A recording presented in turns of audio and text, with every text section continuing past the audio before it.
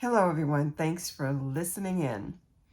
For those who don't know me, my name is Melanie Bonet, and in my channel, I talk about the work that I am doing in my new business as an energetics guide, where I help people within the context of working with another individual, that would be me, or in a group dynamic, get in touch with their energy body, and doing that within the context of a meditative framework, with me prompting you with certain phrases and sentences that help you get in touch with that aspect of who you are. And in the process of doing that, you can emotionally regulate, you can explore an aspect of yourself that you didn't know truly existed. And over time, it becomes an expansive experience where you discover who you are on an energetic level and what you're capable of. And when I say what you're capable of, I mean in terms of what you can understand, which then opens you up to what you can't understand. And a lot of this work may seem familiar to some of you because it may seem alchemical. It may seem like energy activation. I guess it could fall in that same category. But I'm talking from a base level of having been someone who's accessed energy healers, who comes from a family of healers, and these healers are from Southwest Louisiana. It's very much part of the tradition in that area. And also someone who spent over 20, I'll just be honest, over 30 years exploring the world of energy work outside of what I grew up with. What I grew up with, it's laying of hands, it's doing certain practices with tools as odd as an alligator tooth to heal someone. But when I stepped away from that world and spent quite a bit of time in Northern California, I learned about Reiki, Reiki and therapy. I learned about holotropic breath work. I learned about Reiki. I learned about such a broad spectrum. There's so many names for this work. I learned about shamanic practices, and I access some of this stuff myself. And in the context of working with these people, I started to see a thread of what felt like a place to start if you're new to this stuff, but also a place that may be a way to cross into that realm in an easier way without all the fancy little buzz phrases that people use. And all those buzz phrases work for this work. It's just I don't generally use them because I'm trying to open this up to people who may not even know those words, or those words might seem odd to them, or too much magic and witchy to them, whatever. And I'm specifically, when I say folks who might think that way, I'm talking about the folks who are open, just haven't gone through that door yet. And so those are people that I'm interested in, and the work that I talk about has to do with also helping people with ADHD emotionally regulate, but also start to see their brain as a different organ when it comes to energy work, and how your imagination and maybe the way your ADHD brain works can be an added bonus to transformations for yourself in how you deal with some of the chaotic moments of having ADHD, but also how you deal with the way your brain responds to your day-to-day life as well as what's happening in this world. And, let me refer to my notes. I'll just want to stay on track because, again, I have ADHD myself. Part of the process of this work and the way I see this work is if you're interested in going down this path, you are someone who you want a deeper experience of life. You want a much more expansive experience of your relationships, of yourself, and how you are part of the fabric of the system of all life. And that goes beyond this planet. You want transformation. You want to be able to emotionally regulate yourself so that you can get through challenging moments, and you want to learn to change your relationship to trauma. Because I believe that it is with the trauma that we experience now in our lives or have experienced in our lives, that isn't it. There's more to come, and it's out in some ways. In some ways, it's often outside of us, as you may have noticed about what's going on in the United States and in the world right now. There's always been wars. There's always been greed. There's always been people who take. But it has on a new element now, a new flavor, a new energetic charge now, because we see more of it because of the internet. And in many cases, it's now on our doorstep for folks who never had it on their doorstep. So maybe you also want to make a more evolved impact on the world. And maybe you're one of those people who think of yourself as a bit of a spiritual warrior, and you want to make a specific type of impact, but you're not quite clear how to do that. And you're not sure how to do that on an esoteric level that is far beyond what you may post on a social media platform, or whether you hit the streets or call your representatives or go and help people in dire need or be a part of mutual aid, or you're someone who teaches, somebody who does healing work, all various forms of putting yourself out there to be transformative and to help people transform their lives. This is who you are. These are the people that I think would be attracted to this work. And so for the people who are new to energy work, one of the things I can say to you about that is you are already aware of your energy. You see it when you are down and not feeling well. Your energy is sort of at a low dim. You also notice it when you are, if you exercise and you do a cardio experience, you are a runner. When you stop, you'll feel the energy moving through your body because you've just stirred everything up. And so those are examples. And then other ways to access how you can pay attention to your energy is through the somatic experience, which is how I initiate people in the process that I use. It has a meditation framework, but the way we go in is paying attention to the body. And so when I do this, I'm thinking about, okay, so go within. We all have the capacity to at least acknowledge we have an internal gaze. Because that internal gaze, if you close your eyes, it can tell you that something's itching at a certain part of your body. That's sensing the somatic aspect of your body. Okay? You can sense if your toes are cold.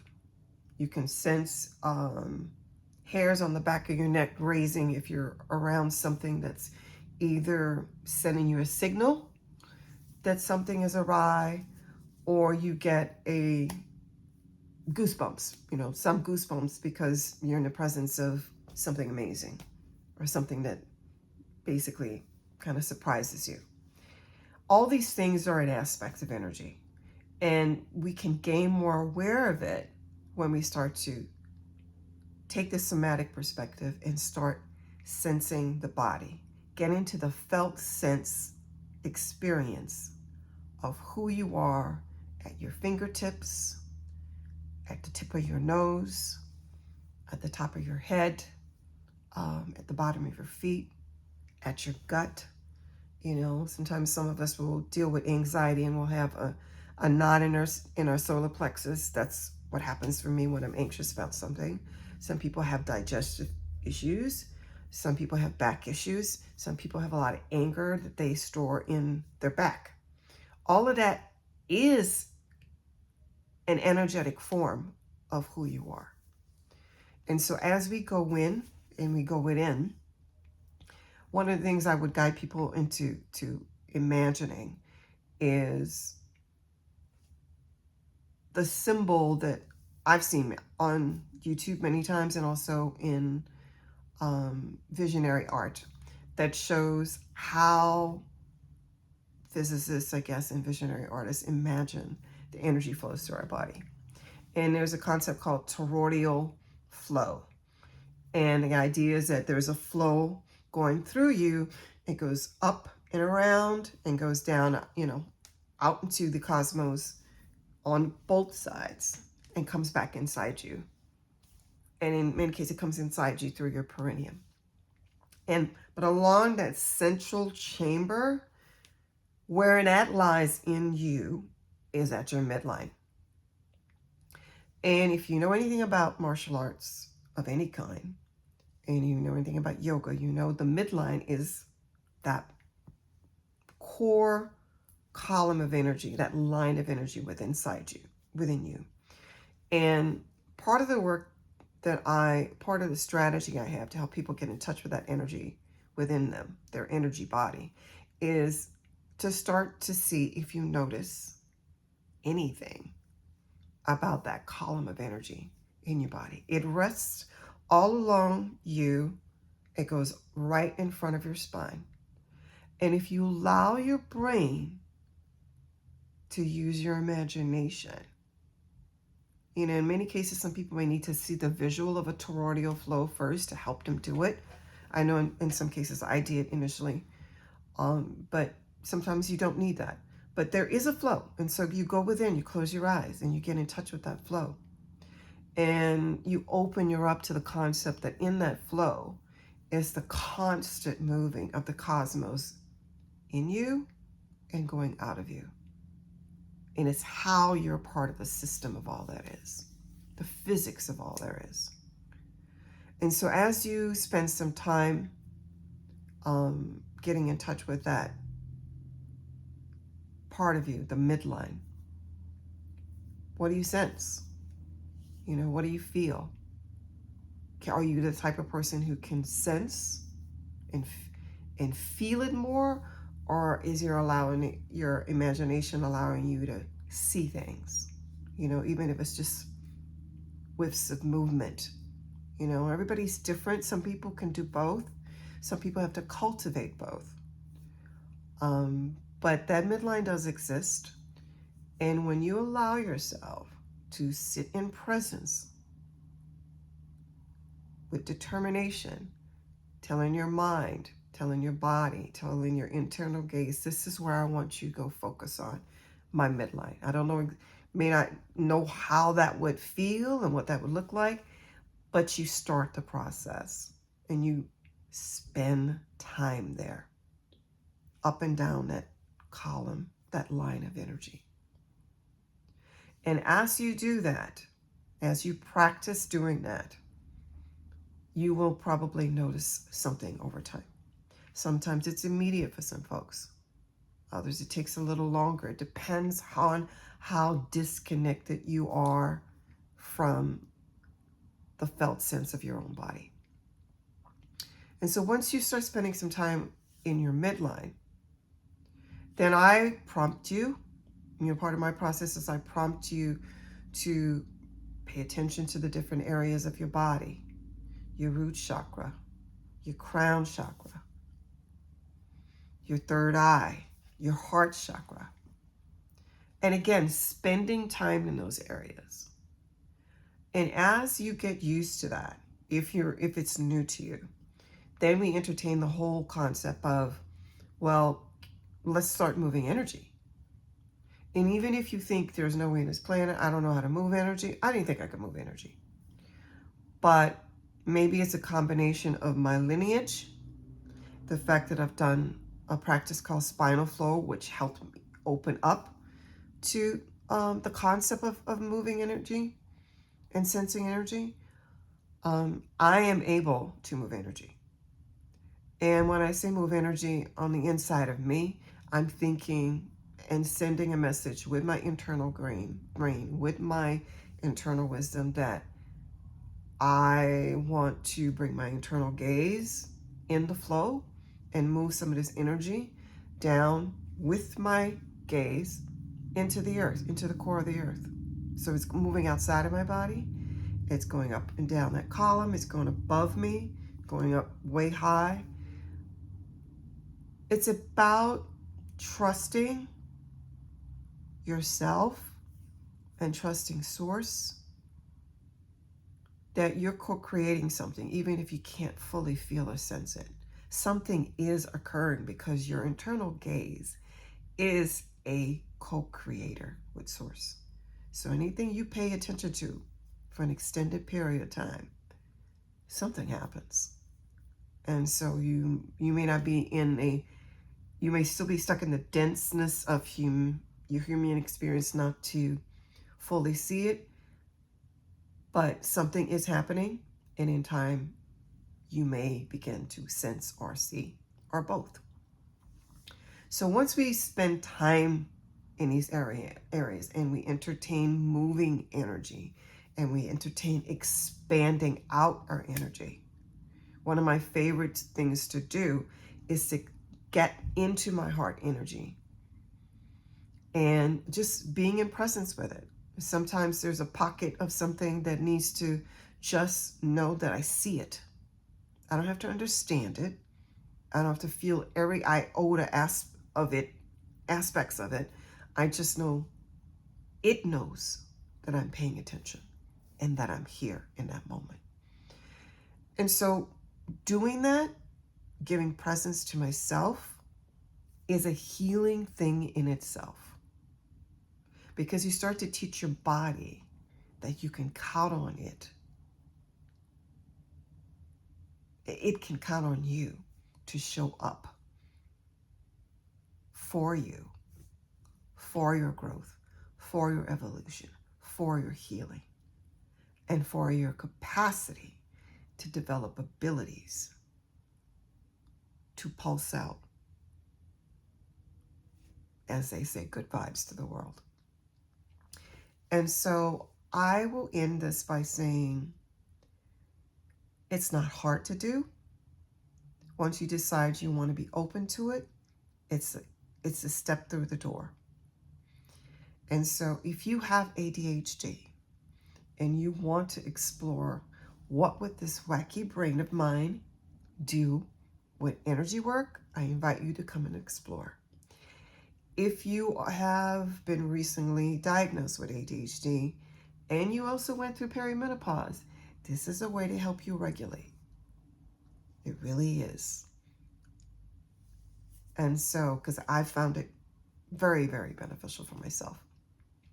And then also, if you're someone who's looking at what's going on in the world, and for whatever reason, from your vantage point, you don't know how to upend some of the structures that need to be upended, it seems insurmountable.